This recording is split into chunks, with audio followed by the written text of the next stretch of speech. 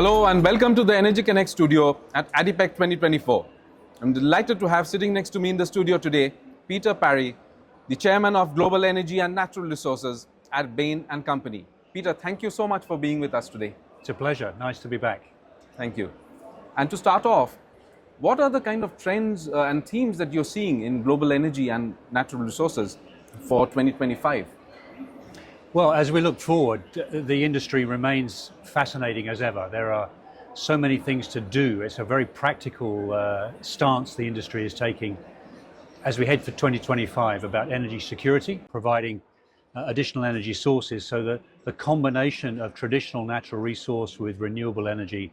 And now, of course, we have some very big opportunities with the introduction of new technologies, particularly AI related, which I know is going to be a big theme at the conference this year.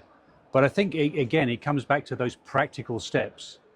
Major industry participants are looking at making real progress in 2025. And with Bain Company being at the forefront of lots of insights and energy reports, what are some of the concerns that you're hearing from, let's say, global CEOs? Well, I think it boils down to three things. CEOs in the energy industries these days, of course, are looking to satisfy shareholder requirements. So cash generation and the capacity to develop growth are really top of the CEO's agenda. Secondly, of course, is getting the portfolio right. We've seen some adjustments in the last year or two with regard to the balance between traditional and new energies. I think continuing to work on that balance will be a top priority. And of course, doing all of that and delivering it in a more sustainable way is probably the third aspect to it. But the license to play, if you like, is coming through delivery of strong financial performance. That's an excellent point, because you spoke about balancing the portfolio. And what kind of experience do you have in seeing companies balancing between production and decarbonization? And in that process, do you see a fatigue sort of building up for when it comes to pursuing decarbonization strategies? I wouldn't necessarily describe it as a fatigue. I think it's more of a building of an experience base here. So we have to keep in our minds the sheer scale of the traditional energy sector versus the incoming renewables and low carbon components of that sector. So traditional energy players are building experience.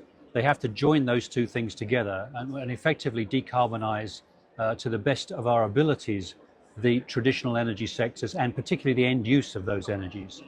So I think the first strategic steps of maybe 7 or 8 years ago now to distribute our capital and resources very, very widely has perhaps now been recalibrated to narrow that back and say we have to decarbonize what we are doing, what we do well, and to bring our skills and resources to bear in the most practical manner. And that's through things like carbon capture and sequestration, around direct air capture, around methane management, etc., etc. So it's really tackling the basics and getting that right rather than stretching the barriers. And a lot of the technologies that you spoke about are on display here at ADIPEC, as well as being talked about in the conference programs. What are your expectations from ADIPEC this year? Well, as usual, expectations are to see what's happening on a global basis. I mean, this is a great convening point for players acting in every different geography around the world. And we have to recognize that the pressures and possibilities are very different from one place to another. So I think the first thing that we try and take away from ADIPEC is just a better appreciation of what is going on in other jurisdictions, in other parts of the world. Following that, of course, we're looking for great ideas, for real stimulation to challenge us to do better. And I think what's on display here is as good as you could imagine in terms of things to challenge our thinking and change the way we work. Peter, it's been such a pleasure talking to you, and thank you so much for your insights. It's a pleasure. Nice to see you again.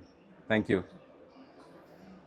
Thanks for watching, and you can follow our coverage on social media and at energyconnects.com. I'll be back with more studio interviews. Until then, goodbye.